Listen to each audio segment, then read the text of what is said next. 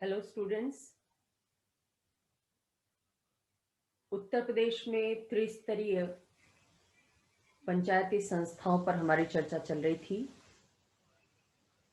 ग्राम स्तर पर कौन सी संस्थाएं स्थापित हैं? सबसे निचले स्तर पर ग्राम सभा और ग्राम पंचायत, जिनके गठन और कार्यों के विषय में हमने जाना था। आज हम जानेंगे कि क्षेत्रीय पंचायतों का गठन कैसे होता है, जो पंचायती संस्थाओं के दूसरे लेवल पर कार्य करती हैं। लेकिन उससे पहले ये जान लेते हैं कि जो ग्राम पंचायतें हैं वो अपने कार्यों के लिए वित्तीय संसाधन कहां से प्राप्त करती हैं। तो ग्राम पंचायतें ज्यादातर राज्य सरकार और केंद्र सरकार के वित्तीय अनुदान पर निर्भर करती हैं, और उनकी जो आय है वो भू राजस्व की धनराशि से जो कुछ प्राप्त होता है उस पर 25 से 50% तक पंचायत कर लगाया जाता है। इस कर के माध्यम से जो आमदनी होती है वो ग्राम पंचायत के वित्तीय संसाधन में सम्मिलित होती है। प्रांतीय सरकार के द्वारा यानी राज्य सरकार के द्वारा जो अनुदान दिया जाता है या स्थानीय अधिकारियों के द्वारा जो अनुदान दिया जाता है वो भी इनके वित्तीय स्रोतों में शामिल है। इसके अलावा ये गांव में जो मेले लगते हैं, बाजार लगते हैं, उन पर भी टैक्स लिया जाता है, और ये टैक्स ग्राम पंचायतों के कोष में जाते हैं। इनके वित्तीय संसाधन माने जाते हैं। पशुओं और वाहनों पर जो कर लगाया जाता है उससे जो आमदनी होती है, या मछली तालाबों से मछलियों की बिक्री से जो आय होती है वो भी इन ग्राम पंचायतों का संसाधन होता है। नालियों, सड़कों, इन सब की सफाई के लिए या सड़क पर रोशनी के लिए कुछ कर लगाए जाते हैं। इन करों से जो आमदनी होती है वो भी इसके वित्तीय संसाधन का एक भाग है। इसके अलावा गांव में जो कचरा होता है या मृत पशुओं की बिक्री से जो आय होती है वो भी इनके खाते में जाता है। गांव में जितनी भी संपत्ति होती है उस संपत्ति का चाहे क्रय किया जाए या विक्रय किया जाए उस पर टैक्स लगता है, और वो टैक्स ग्राम पंचायतों के वित्तीय खाते में जाता है। जितने भी पशु होते हैं गांव में उनका पंजीकरण कराया जाता है, और पंजीकरण के लिए जो शुल्क लगाया जाता है वो ग्राम पंचायतों के हिस्से में जाता है। दुग्ध उत्पादन पर जो कर लगता है वो भी पंचायतों का वित्तीय संसाधन माना जाता है। तो इन सारे स्रोतों से ग्राम पंचायतों को आय होती है, और इस आमदनी के आधार पर ही ग्रामीण स्तर पर विकास कार्यक्रमों को क्रियान्वित करने की जिम्मेदारी उन्हें सौंपी जाती है।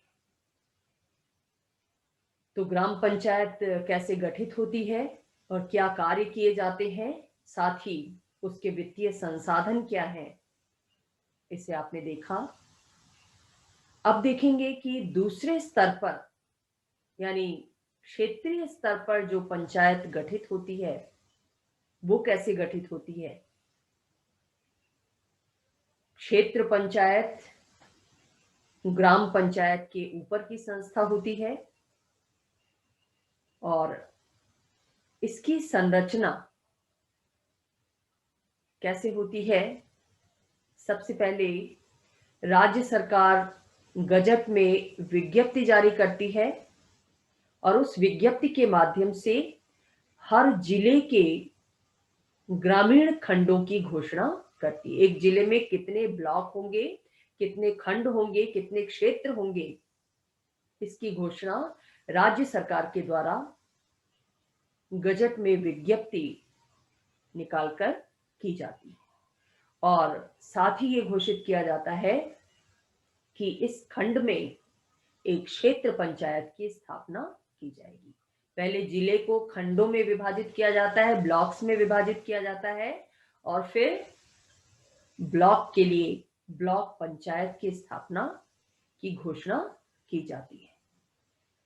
इस ब्लॉक पंचायत का नाम क्षेत्र पंचायत के संगठन के नाम पर होता है। ये क्षेत्र पंचायत एक क्षेत्र पंचायत प्रमुख की अध्यक्षता में कार्य करती है। यानी जैसे ग्राम पंचायत ग्राम प्रधान की अध्यक्षता में कार्य करती है, वैसे ही जो ब्लॉक पंचायत या खंड पंचायत होती है उसका भी एक प्रमुख होता है, जिसको ब्लॉक प्रमुख कहते हैं। क्षेत्र पंचायत के सदस्य कौन होते हैं और कैसे ये अपना पद धारण करते हैं? तो क्षेत्र पंचायत के जो सदस्य होते हैं उनमें से ज्यादातर निर्वाचन के आधार पर अपना पद धारण करते हैं। यानी उस क्षेत्र की जनता सीधे तौर पर अपने वोटिंग राइट का प्रयोग करते हुए उन सदस्यों का चुनाव करती है। कुछ सदस्य पदेन होते हैं जो सीधे नहीं चुने जाते, लेकिन एक बार चुन लिए गए हैं और ऑटोमेटिकली वो ब्लॉक पंचायत का मेंबर बन जाते हैं। जैसे उस खंड में जितनी भी ग्राम पंचायतें हैं, एक ब्लॉक में कई सारी ग्राम पंचायतें होती हैं और हर ग्राम पंचायत का ग्राम प्रधान होता है। तो उस ब्लॉक में जितनी भी ग्राम पंचायतें हैं, उन सभी पंचायतों के जो प्रधान हैं वो क्षेत्र पंचायत या ब्लॉक पंचायत के सदस्य बन जाते हैं। प्रधान बनते ही वो ब्लॉक पंचायत के सदस्य भी बन जाते हैं। इसके अलावा कुछ सदस्यों का निर्वाचन किया जाता है सीधे जनता के द्वारा। ऐसी जनता जिसका उस निर्वाचन सूची में नाम है, जो निर्वाचन सूची राज्य विधानसभा चुनाव के लिए तैयार की गई थी। यहाँ पर ये बात ध्यान में रखनी चाहिए आपको कि ग्राम पंचायत के इलेक्शन में वो लोग वोट कर सकते हैं, वो लोग मत दे सकते हैं जिनका पंचायत की निर्वाचन सूची में नाम होता है, या ग्राम सभा के सदस्य वो लोग बन सकते हैं जिनका पंचायत की निर्वाचन सूची में नाम होता है। हर निर्वाचन के लिए अलग अलग निर्वाचन सूची बनाई जाती है, ये आप जानते हैं। तो जहां तक ग्राम पंचायत की सदस्यता की बात है, उसमें वोटर बनने के लिए या सदस्य निर्वाचित होने के लिए पंचायत की निर्वाचन सूची में नाम होना जरूरी होता है कैंडिडेट का या सदस्य का। लेकिन क्षेत्र पंचायत का सदस्य बनने के लिए या क्षेत्र पंचायत के चुनाव में वोट डालने के लिए अर्हता उन्हीं को प्राप्त होती है जिनका नाम प्रादेशिक निर्वाचन सूची में शामिल होता है। यानी राज्य विधानसभा के जब चुनाव हो रहे होते हैं उस समय जो सूची तैयार की जाती है, उस सूची में उनका नाम होना चाहिए, तभी वो क्षेत्र पंचायत यानी ब्लॉक पंचायत के चुनाव में वोट डाल सकते हैं। इसके अलावा उस क्षेत्र से जितने भी लोकसभा के मेंबर्स हैं या राज्य विधानसभा के सदस्य हैं, वो भी ऑटोमेटिकली क्षेत्र पंचायत के सदस्य बन जाते हैं।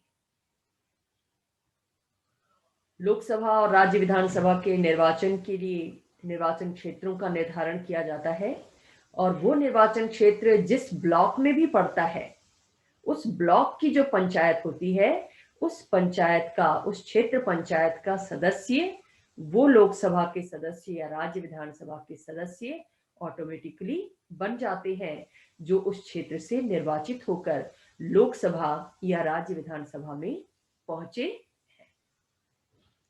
उस क्षेत्र के जो राज्यसभा के सदस्य हैं, संसद का दूसरा सदन राज्यसभा और राज्य विधानमंडल का दूसरा सदन विधान परिषद, इनके भी जो निर्वाचित सदस्य हैं, जो राज्यसभा के मेंबर हैं या विधान परिषद के सदस्य हैं, उस क्षेत्र का प्रतिनिधित्व करते हैं, तो वो भी ऑटोमेटिकली ब्लॉक पंचायत या क्षेत्र पंचायत के सदस्य बन जाते हैं। क्षेत्र पंचायत के सदस्यों को अपने प्रमुख या उप प्रमुख के निर्वाचन से जुड़े मुद्दे या उनके विरुद्ध अविश्वास प्रस्ताव पर अगर चर्चा चल रही हो, तो इन दो स्थितियों को छोड़कर,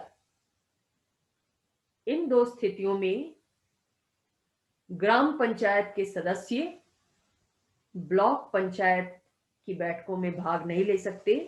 अदरवाइज ग्राम पंचायत के सदस्य क्षेत्र पंचायत की बैठकों में भाग ले सकते हैं और मत भी दे सकते हैं। जिला पंचायत जो क्षेत्र पंचायत से ऊपर की संस्था है, ग्रामीण स्तर पर सर्वोच्च पंचायती संस्था है जिला पंचायत या जिला परिषद। तो जिला परिषद के या जिला पंचायत के वो सदस्य जो उस खंड का प्रतिनिधित्व करते हैं, उस क्षेत्र का प्रतिनिधित्व करते हैं, उनको भी क्षेत्र पंचायत की बैठकों में भाग लेने का और उसमें विचार व्यक्त करने का अधिकार प्राप्त है। लेकिन ऐसी बैठकों में वो मत नहीं दे सकते। अगर किसी प्रस्ताव पर मतदान होता है तो मत देने का अधिकार उन्हें प्राप्त नहीं है। अदरवाइज वो क्षेत्र पंचायत की बैठकों में भाग ले सकते हैं, विचार विमर्श कर सकते हैं। तो ग्राम पंचायत के सदस्य भी और जिला पंचायत के वो सदस्य जो उस क्षेत्र से जुड़े हुए हैं, उस क्षेत्र का प्रतिनिधित्व करते हैं, इन दोनों को ही जो मध्यवर्ती स्तर की पंचायत है, यानी क्षेत्र पंचायत, ब्लॉक पंचायत, खंड पंचायत, तीनों एक ही नाम है, इनकी बैठकों में भाग लेने का अधिकार नीचे वाली पंचायत को भी है और ऊपर वाली पंचायत को भी है, ग्राम पंचायत को भी है और जिला पंचायत के सदस्यों को भी है। अब हर क्षेत्र पंचायत में जिला पंचायत और ग्राम पंचायत के समान ही अनुसूचित जातियों, जनजातियों और पिछड़े वर्गों के लिए स्थानों का आरक्षण किया गया है। ये आरक्षण निर्वाचित स्थानों के लिए ही है, पदेन सीटों के लिए नहीं है।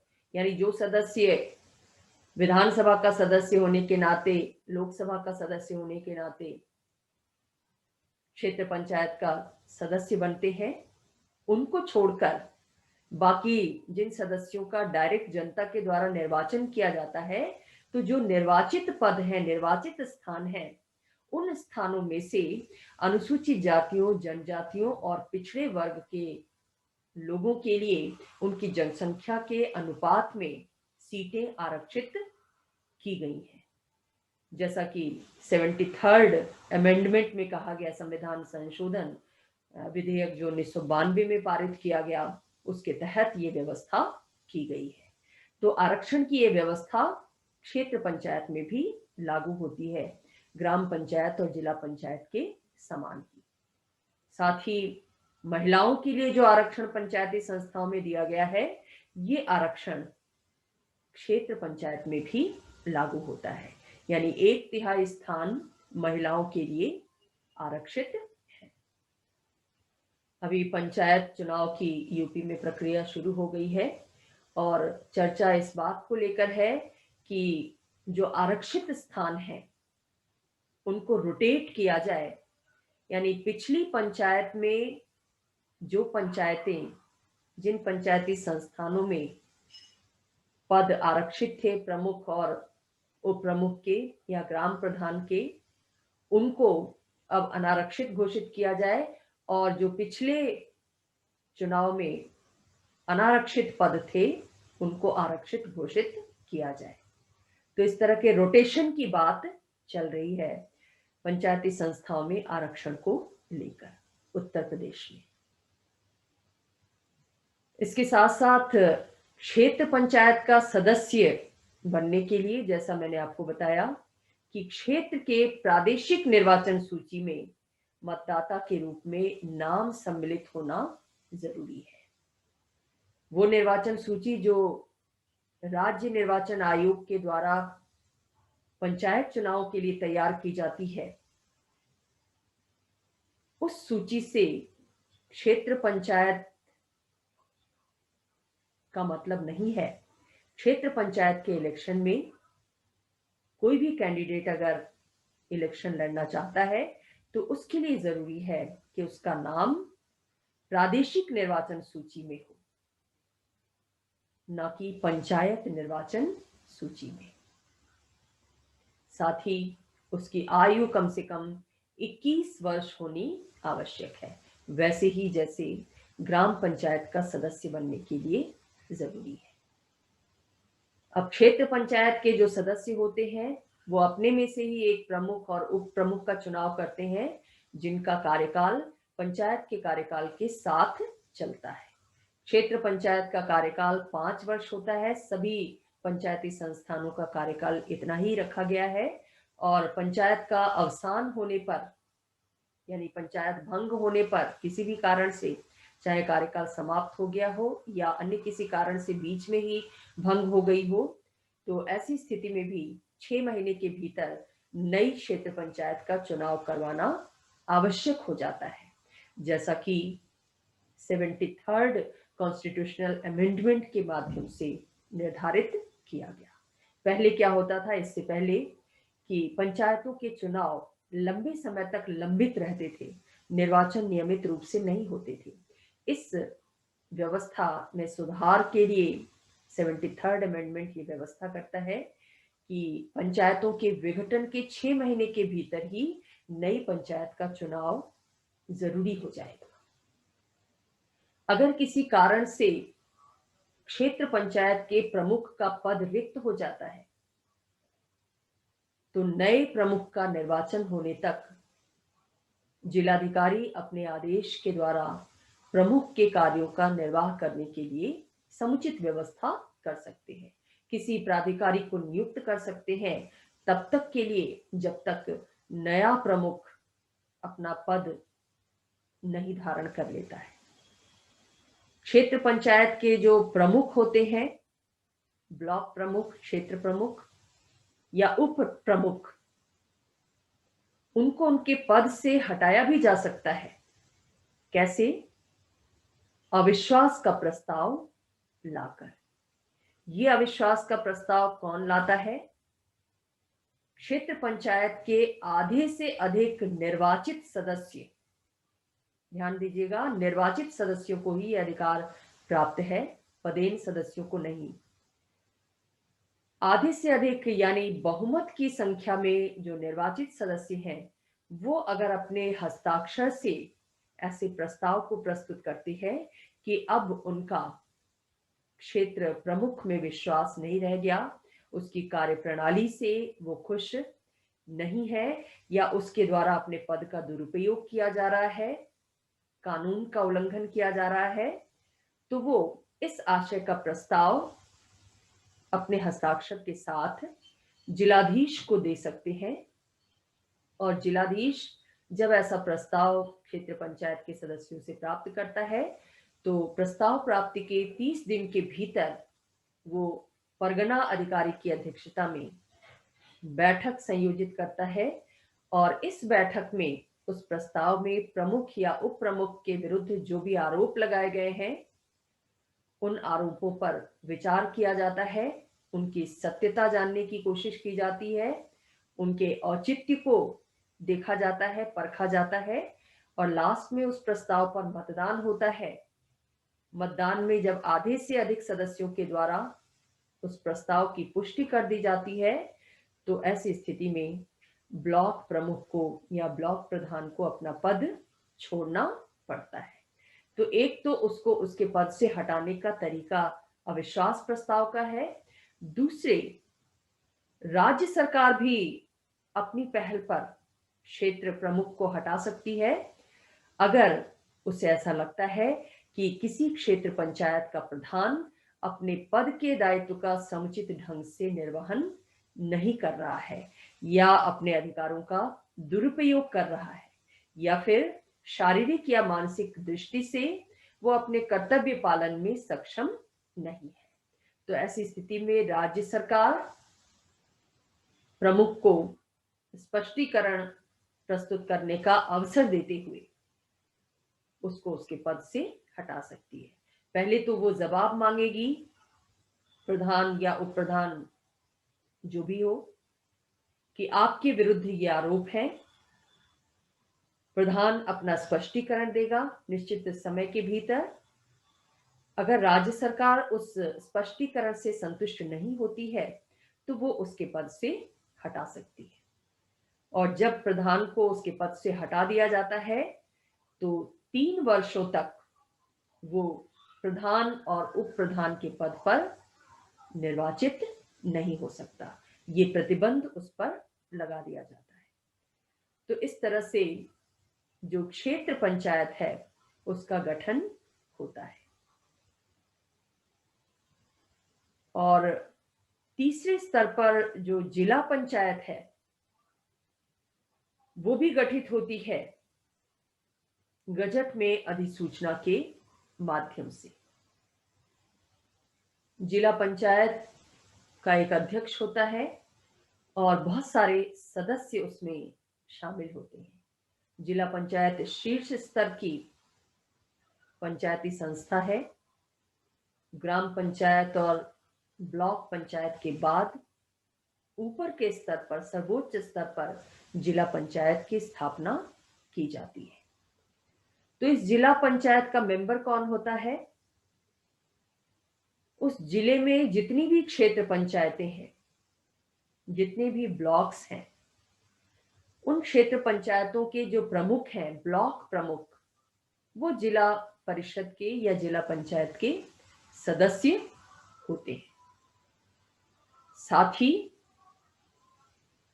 जिला पंचायत के लिए कुछ सदस्य प्रत्यक्ष रूप से उस जिले की जनता के द्वारा चुने जाते हैं। शर्त यह है कि ऐसे निर्वाचक या ऐसे उम्मीदवारों का नाम प्रदेश स्तर के निर्वाचन सूची में होना चाहिए। प्रदेश स्तर के जो मतदाता हैं वो जिला पंचायत के सदस्यों के चुनाव में वोट डालने के लिए अधिकारी होते हैं। तो क्षेत्र पंचायत और जिला पंचायत, इन दोनों का मेंबर बनने के लिए, इनका इलेक्शन लड़ने के लिए या मतदाता बनने के लिए प्रादेशिक निर्वाचन सूची में नाम होना जरूरी है।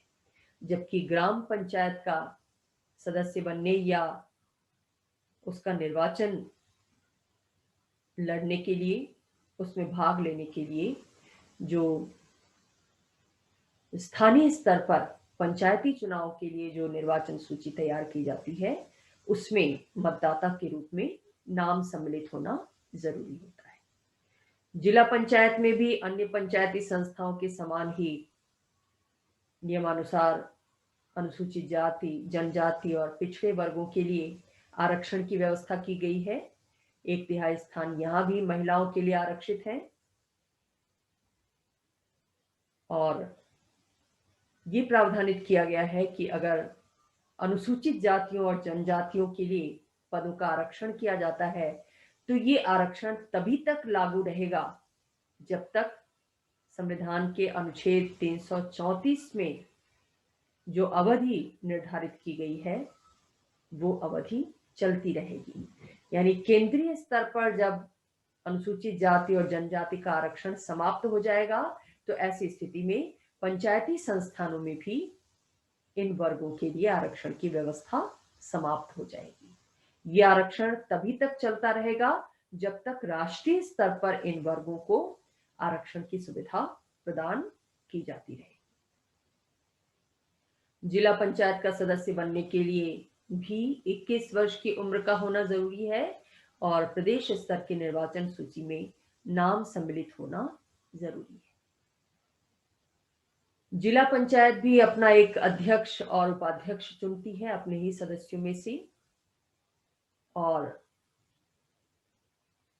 जितने भी प्रधान के पद हैं, चाहे वो ग्राम प्रधान हो, क्षेत्र पंचायत के अध्यक्ष हो या जिला पंचायत के अध्यक्ष हों, इन सभी पदों पर भी आरक्षण का नियम लागू होता है।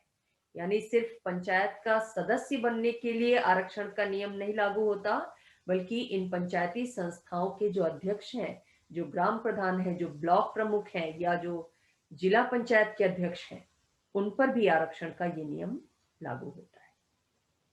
जिला पंचायत का कार्यकाल भी 5 वर्ष होता है और इसका चुनाव भी पंचायत भंग होने के 6 महीने के भीतर कराना आवश्यक होता है। बीमारी या अन्य किसी कारण से अगर जिला पंचायत के अध्यक्ष का, जिला परिषद के अध्यक्ष का पद खाली हो जाता है, तो ऐसी स्थिति में राज्य सरकार अपने आदेश से अध्यक्ष के कार्यों का निर्वहन करने के लिए कोई समुचित व्यवस्था कर सकती है, किसी प्राधिकारी को अपनी तरफ से नियुक्त कर सकती है। अगर निर्वाचन संबंधी विवाद उत्पन्न होता है, उस विवाद में निर्णय ये किया जाता है कि अगर कोई सदस्य जो ग्राम पंचायत का सदस्य है या जिला पंचायत का सदस्य है, उसने भ्रष्टाचारी तरीके से चुनाव में जीत हासिल की है, तो उसे सदस्यता से वंचित कर दिया जाता है। साथ ही जिला पंचायत की स्थिति में अगले 5 वर्षों के लिए उसे जिला पंचायत या क्षेत्र पंचायत का चुनाव लड़ने से प्रतिबंधित किया जा सकता है। यहां पर एक बात और ध्यान देने योग्य है कि कुछ ऐसे लोग हैं जो जिला पंचायत का सदस्य बनने के लिए अयोग्य हैं, यानी वो जिला पंचायत का अध्यक्ष नहीं हो सकते। जैसे संसद या राज्य विधानमंडल के सदस्य, नगर निगम के जो प्रमुख हैं, नगर प्रमुख या नगर पालिका अध्यक्ष, उपाध्यक्ष, शहरों में टाउन एरिया कमेटी का जो चेयरमैन होता है या नोटिफाइड एरिया कमेटी का प्रेसिडेंट, ये सभी जिला पंचायत के अध्यक्ष नहीं हो सकते। ये अयोग्यता निर्धारित की गई है इन सभी पदाधिकारियों के लिए कि वो अगर इन पदों पर हैं तो जिला पंचायत का अध्यक्ष नहीं हो सकते। अब बात आती है कि जिला पंचायत कार्य क्या करती है, कौन से कार्य उसके द्वारा संपन्न किए जाते हैं। तो जिला पंचायत का सबसे प्रमुख कार्य है ग्राम पंचायतों और क्षेत्र पंचायतों के मध्य समन्वय बनाए रखना।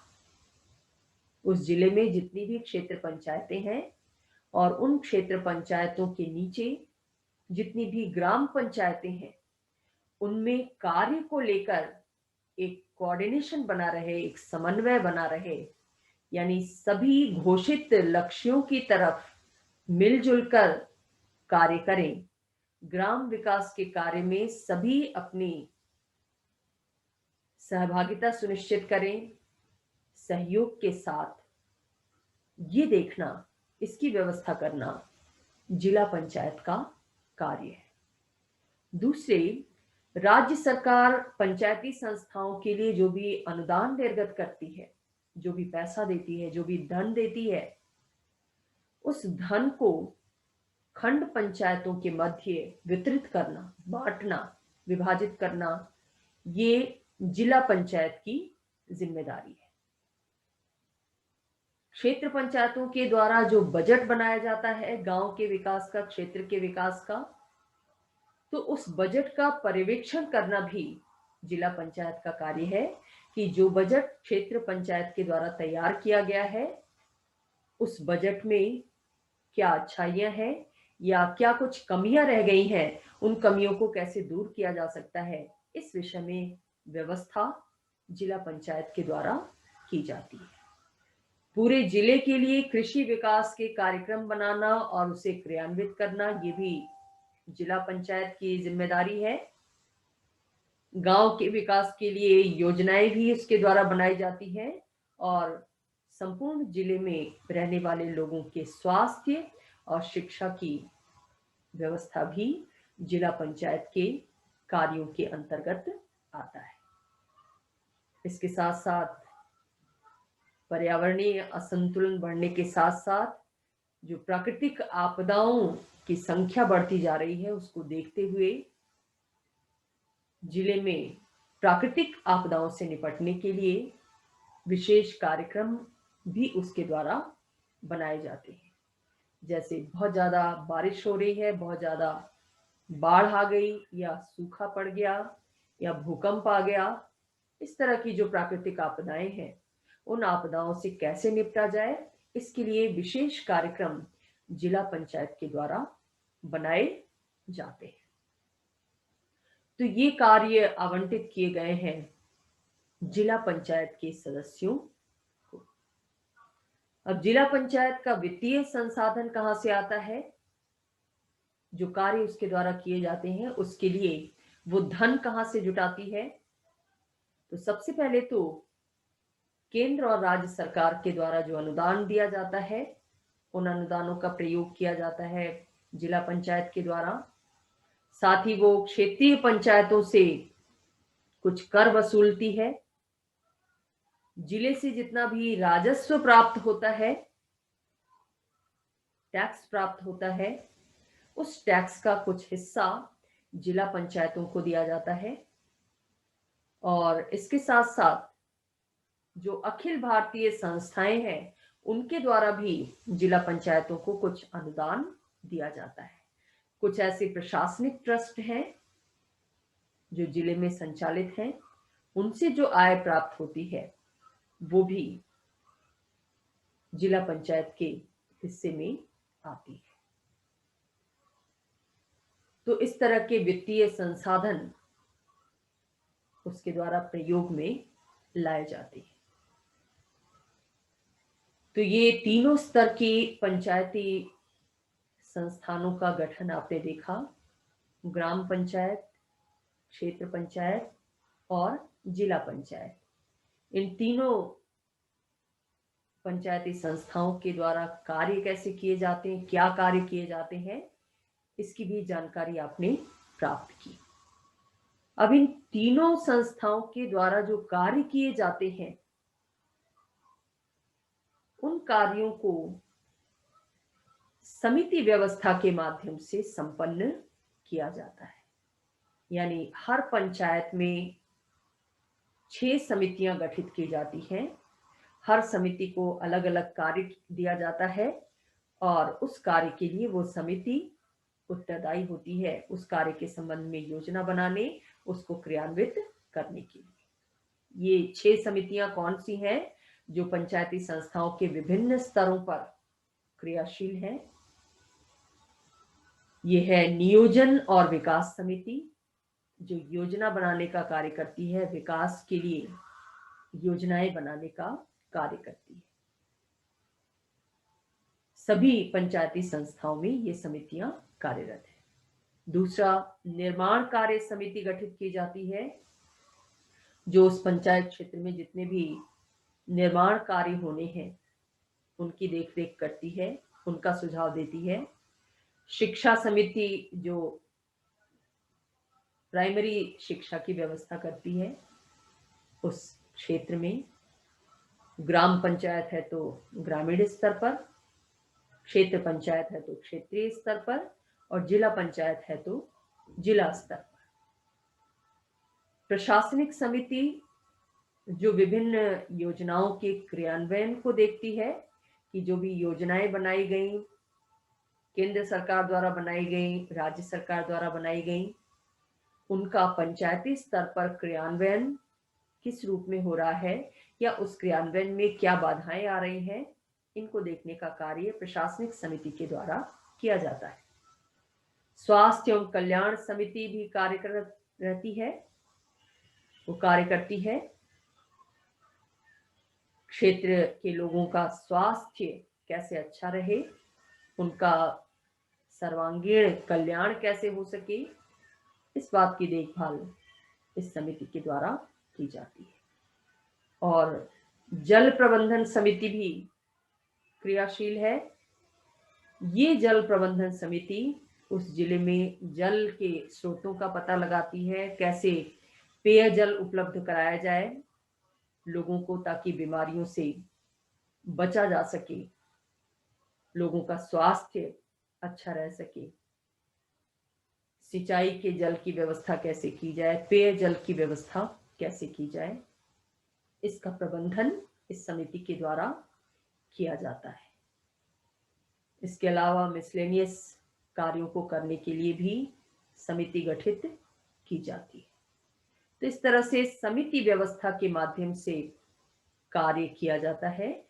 और 73rd अमेंडमेंट के तहत, 73rd और 74th संविधान संशोधन के तहत जिला आयोजन समिति का जो गठन किया गया, वो समिति बहुत महत्वपूर्ण हो जाती है, क्योंकि ये समिति उस जिले में जितनी भी ग्राम पंचायतें हैं या जो नगरीय संस्थाएं हैं, उन दोनों की आवश्यकताओं को समन्वित करते हुए जिले के विकास की योजनाएं बनाती